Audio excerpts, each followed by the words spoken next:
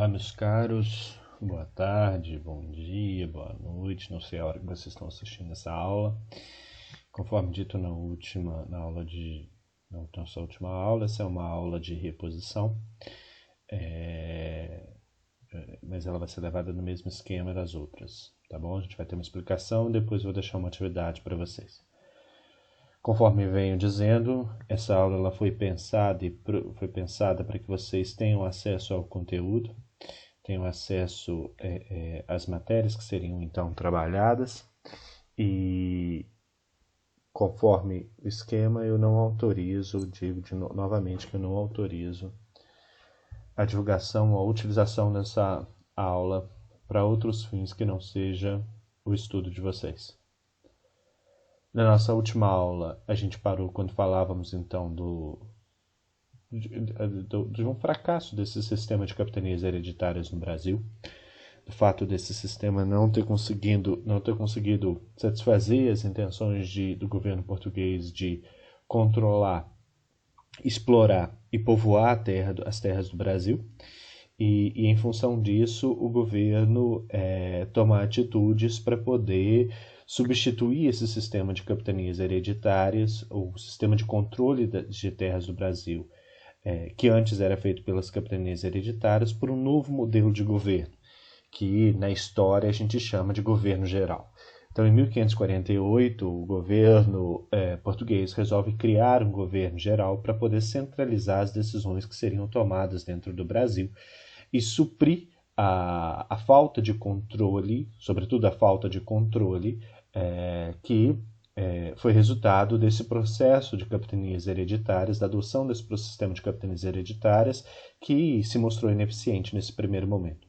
Então, devido à falta do êxito desse sistema de capitanias hereditárias, o governo decidiu criar o governo geral e combinar o sistema de capitanias hereditárias com essa administração mais centralizada, o que eles chamaram de governo geral.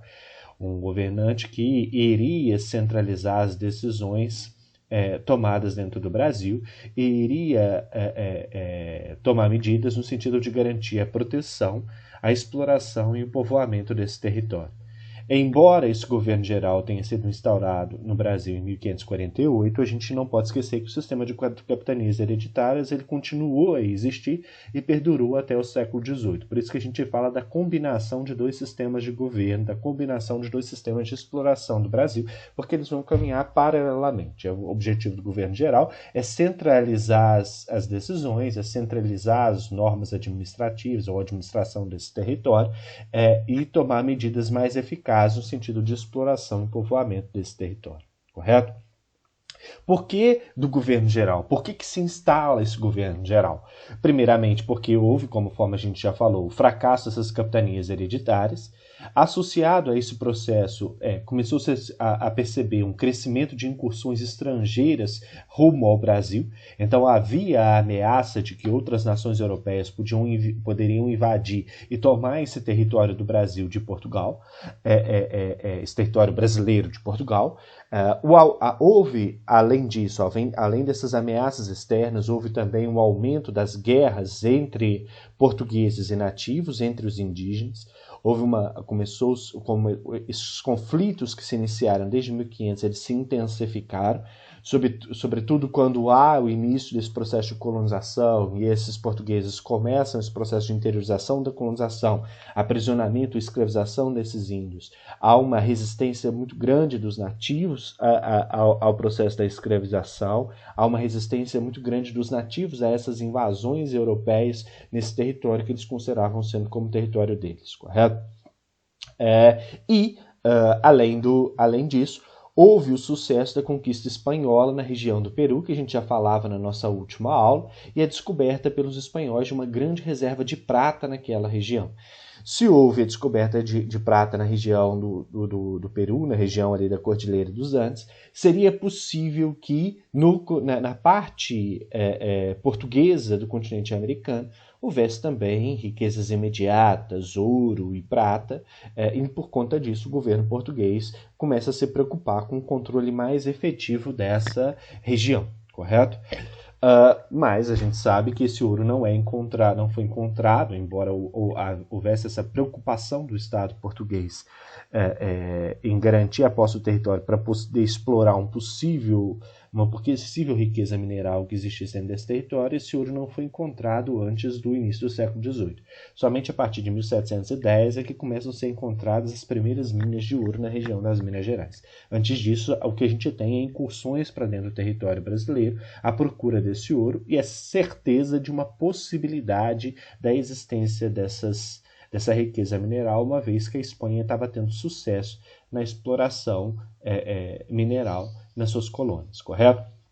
O primeiro governo geral foi instalado em 1548 na capitania da Baía de Todos os Santos. Repare aqui nessa capitania, que foi então convertida em capitania da coroa. Ela deixou de pertencer a um donatário, ela deixou de pertencer ao Francisco Pereira Coutinho e passou a pertencer à coroa portuguesa. Então a coroa portuguesa passa a administrar ela e ter as mesmas funções, que é a função de administrar, a função de povoar, a função de explorar.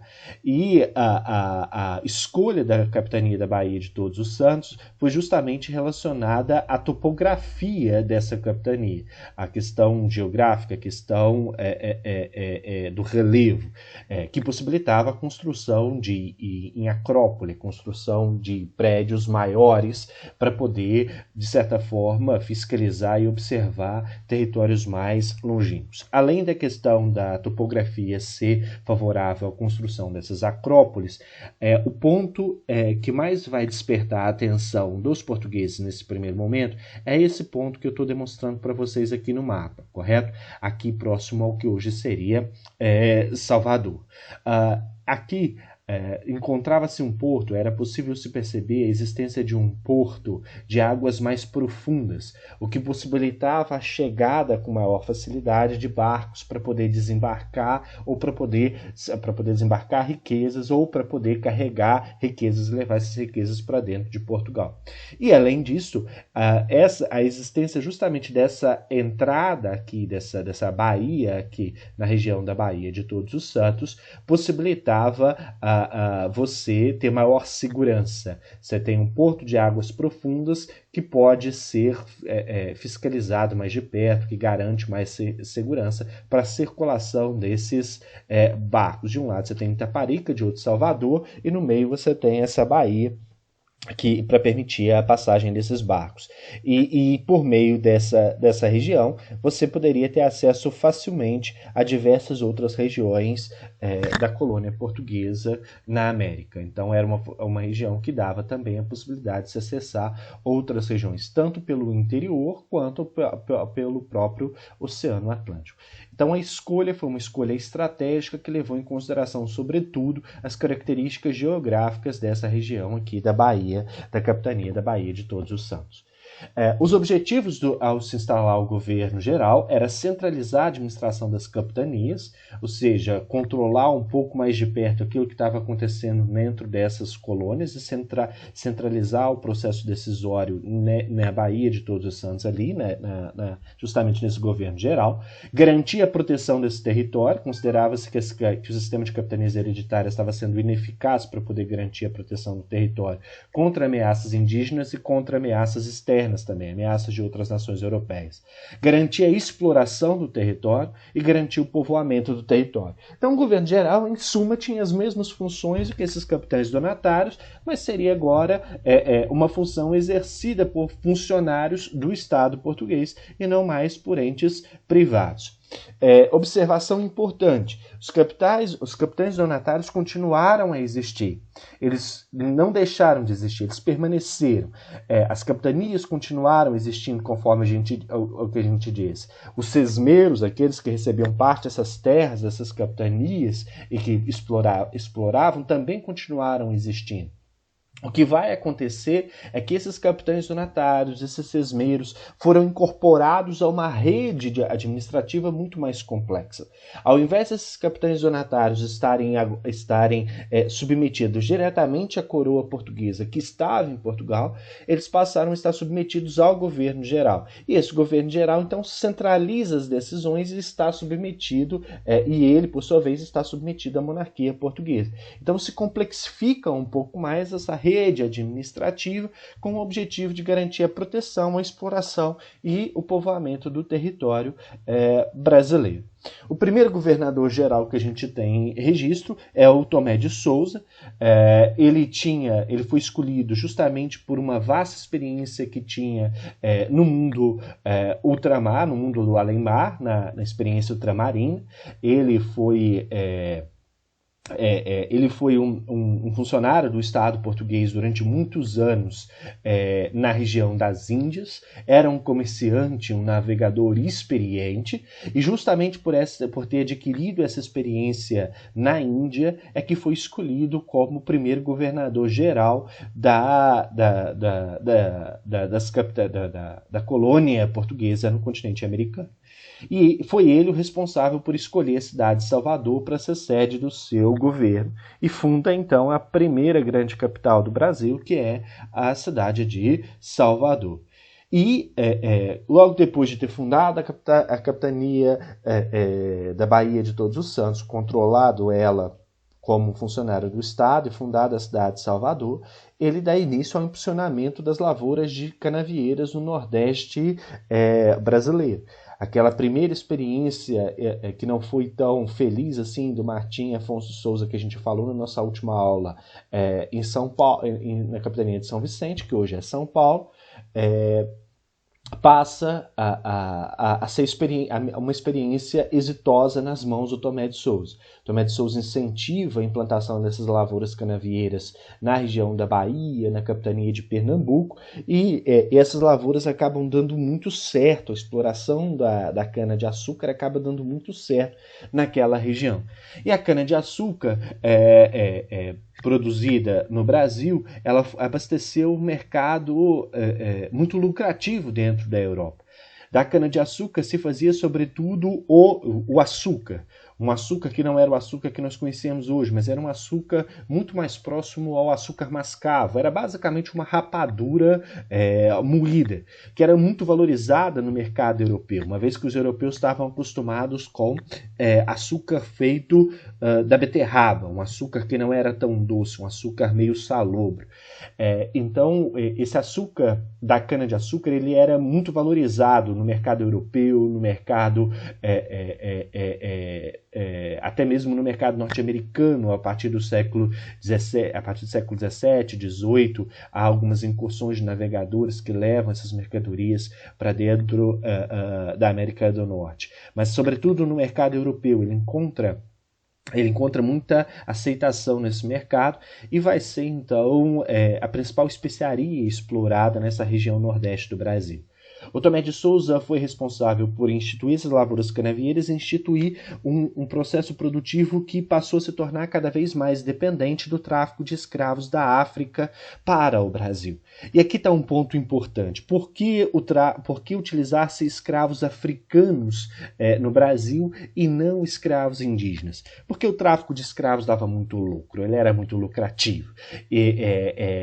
Prender escravos na África, pegar escravos na África e vender no continente americano era uma atividade muito lucrativa e enriquecia muitos navegadores e muitos traficantes. E por isso, o incentivo a esse tráfico de escravos por parte do Tomé de Souza. Então, o Tomé de Souza acabou impulsionando um estilo de produção na região nordeste do Brasil que nós vamos passar a chamar de um estilo de produção de plantation, de plantação. A ideia da existência de grandes propriedades, de grandes fazendas, que produziam sobretudo para o mercado externo, produziam para exportar, produziam basicamente um produto, que era a cana-de-açúcar, e utilizavam amplamente da mão de obra escrava africana. Então, criou-se ali um estilo de produção que perdurou basicamente até o século XIX, quando a gente tem o processo da abolição da escravidão dentro do Brasil. Então, a gente está falando da fundação de uma economia baseada na agricultura, na exportação e na exploração de mão de obra escrava, que perdura 300 anos e marca a história do Brasil até os dias de hoje. A gente vai ter repercussões desse estilo de produção até os dias de hoje, como a gente falava na nossa última aula, correto? Esse governo geral do Tomé de Souza, então, ele incentivou a instalação desses engenhos. Muitos engenhos foram abertos com dinheiro que foi pego emprestado da cidade de Amsterdã, na Holanda. Esse governo também incentivou o agrupamento de índios junto a povoados e vilas, a ideia aqui do aldeamento dos índios, de aprisionar esses índios, sobretudo índios jovens, crianças, para poder viverem em aldeias próximas a povoados e a vilas. Esses índios poderiam ser utilizados como mão de obra, mas o objetivo primaz do aldeamento desses índios era a ideia de poder civilizar esses índios, ensinar a eles hábitos europeus e também cristianizar esses índios, com o processo de catequização que foi levado adiante, sobretudo pelos padres da Companhia de Jesus no Brasil. Junto com o Tomé de Souza, isso é um dado muito importante, o Tomé de Souza ele não vem sozinho para o Brasil. Junto com o Tomé de Souza, estima-se que tenha chegado uma comitiva no Brasil de mais de 1.000 pessoas, reunindo aí administradores, mercadores, religiosos, que iam ajudar a implementar esse governo geral dentro do Brasil. Além da instalação de engenhos, do aldeamento indígena, o Tomé de Souza ele incentivou também feiras, não é irregulares não, tá? Isso aqui é um erro de escrita meu aqui, de digitação. Feiras regulares. A ideia da existência de feiras de pontos para comercialização de produtos de viveres básicos, verduras, legumes, para que as pessoas pudessem ir a essas feiras e adquirir esses produtos para sua própria alimentação, e havia ali um processo de troca nessas feiras, sobretudo feiras que seriam movimentadas por pequenos agricultores e não por esses grandes produtores de açúcar. Então havia um pequeno mercado dentro do Brasil. Esse governo também deu início a um combate ao comércio ilegal de pau-brasil, ao tráfico de pau-brasil. A ideia era centralizar essa exportação do pau-brasil para permitir que a coroa obtivesse lucros e ganhos a partir do controle desse comércio e controlar também as rendas da coroa, a cobrança de impostos dentro do território brasileiro. Então, em suma, essas foram as principais ações do governo geral nesses primeiros anos de atuação dentro do Brasil. Esse governador geral ele não atuava sozinho. Haviam outros cargos muito importantes, nessa estrutura administrativa. Você tinha o governador geral, que estava submetido diretamente à coroa portuguesa, e abaixo desse governador geral você tinha alguns funcionários e alguns cargos. Os principais cargos abaixo do governador geral eram de provedor-mor, ouvidor-mor e capitão-mor da costa. Essa palavrinha, esse termozinho mor, significa a autoridade máxima, aquele que está acima dos demais. O provedor-mor era aquele indivíduo responsável pela cobrança de impostos e provimento de cargos. Então ele cuidaria basicamente das finanças desse Estado, a arrecadação de impostos e a distribuição de cargos dentro desse governo. E era submetido diretamente a esse governador geral. O ouvidor-mor seria aquele responsável pela aplicação da justiça, seria o poder judiciário, seria como se fosse o juiz superior, que também está submetido diretamente a esse governador geral. O capitão-mor seria o responsável, o capitão-mor da costa, ou simplesmente capitão-mor, seria o responsável pela defesa da colônia, seria como se fosse o chefe da defesa, aquele responsável por defender o território e criar políticas de defesa para esse território. Também era submetido diretamente justamente a esse governador-geral. Então você tem um rei, abaixo do rei você tem um governador-geral que já comanda dentro do Brasil, e a partir desse governador-geral a gente tem 3 setas que saem para esses três principais cargos: provedor-mor, ouvidor-mor e capitão-mor da costa, e abaixo desse a gente vai ter os capitães donatários, e abaixo dos capitães donatários os senhores de engenho, correto? As sesmarias, como a gente vinha falando, e agora eu vou sair um pouco desse campo administrativo e passar para uma outra discussão, que é a discussão da questão de terras dentro do Brasil e da distribuição dessas terras. Me desculpem, talvez esse tema tinha que estar lá atrás, mas como a gente vinha falando da estrutura administrativa, eu coloquei a estrutura administrativa na frente. As sesmarias, sobretudo se tratando de um território vago ou abandonado dentro do Brasil. As sesmarias nada mais eram do que a territórios que eram concedidos por capitães donatários a terceiros, a pessoas que poderiam explorar esse território, mas não tinham a posse sobre esse território. A gente sabe que todo capitão donatário ele poderia conceder sesmarias. Essa possibilidade ela foi criada pelo governo português, sobretudo para estimular a vinda de colonos portugueses para o Brasil. Então, se esse donatário ele acaba cedendo terra para uma pessoa, para um português, vir aqui cultivar e fazer prosperar essa terra, isso atrairia muitos colonos para dentro do país, para dentro dessa colônia portuguesa, na América, o que de fato aconteceu. Muitas pessoas que abriram engenhos dentro do Brasil eram sesmeiros. E aí um ponto importante a se pensar é que quando eu falo da atração de colonos, eu estou falando basicamente da vinda de homens para dentro do território brasileiro. A colonização portuguesa ela foi uma colonização essencialmente masculina. Então não vinham famílias inteiras. É diferente do que acontece dentro dos Estados Unidos. Para os Estados Unidos migraram famílias inteiras. Saíram famílias inteiras de dentro da Inglaterra que começaram a vida do zero dentro dos Estados Unidos. Para o Brasil não, vieram basicamente homens que tinham ou a perspectiva de voltar para Portugal, então deixaram sua família lá, ou vinham para cá para permanecer aqui e constituir família aqui.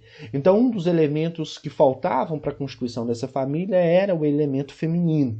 Por isso, muitos portugueses foram se casando com indígenas e começando um processo de mestiçagem de mestiçagem cultural e social dentro do Brasil, a mistura entre portugueses e indígenas. Mas não era qualquer indígena. Para se casar com uma nativa da terra, tinha que ser uma nativa que já era católica, que já falava o português, que já sabia se assentar à mesa.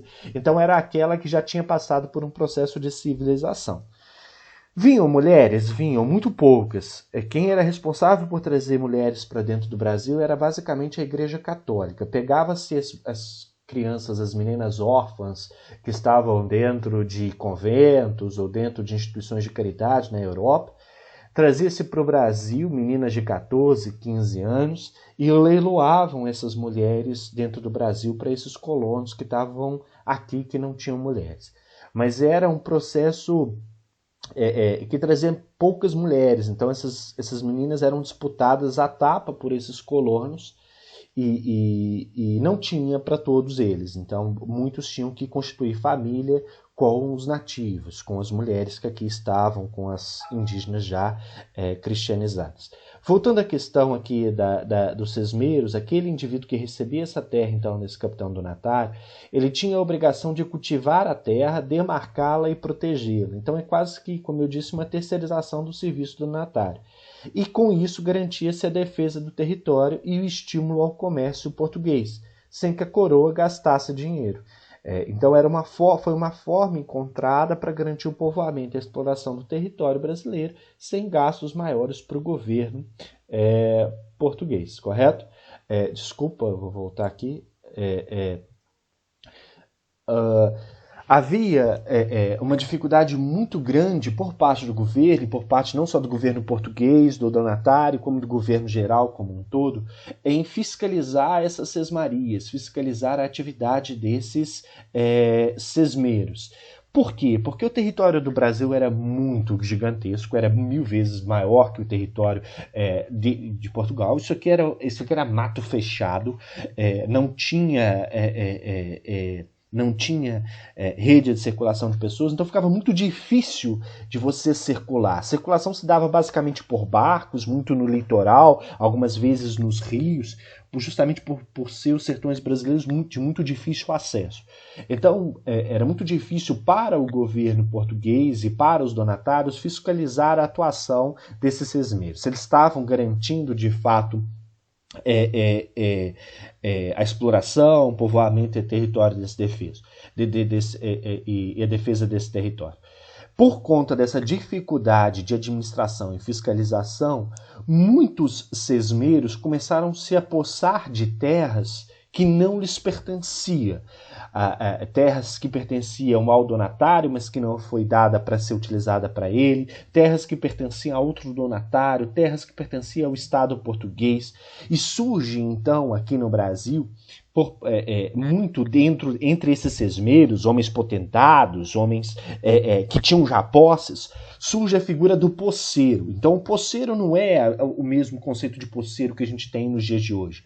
O posseiro era esse homem rico que acabava se possando de uma terra que não era dele, de uma terra que era de um donatário, ou da terra que era do próprio Estado português. O fazendeiro, então, ele se apossava de forma ilegal de terras ou aumentava a sua propriedade. Pegava uma terra que não era dele e tinha uma sesmaria, mas queria usufruir de uma terra que estava ali próxima, mas que não era sua, se apossava dela e com o tempo essa terra acabava se tornando propriedade desse indivíduo.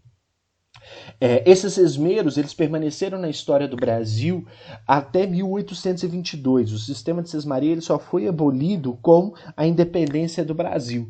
E quando esse sistema foi abolido, muitos desses posseiros que estavam de forma ilegal nessas terras acabaram se apossando delas como propriedades suas e adquirindo então grandes parcelas de terra, se tornando homens muito ricos em função da posse dessas terras que não eram suas, que eram de outros ou que pertenciam ao Estado, e se tornaram então os grandes latifundiários. E muitos desses indivíduos ainda têm, a família desses indivíduos ainda está aí ainda nos dias de hoje, e ainda mantém a posse sobre essas terras.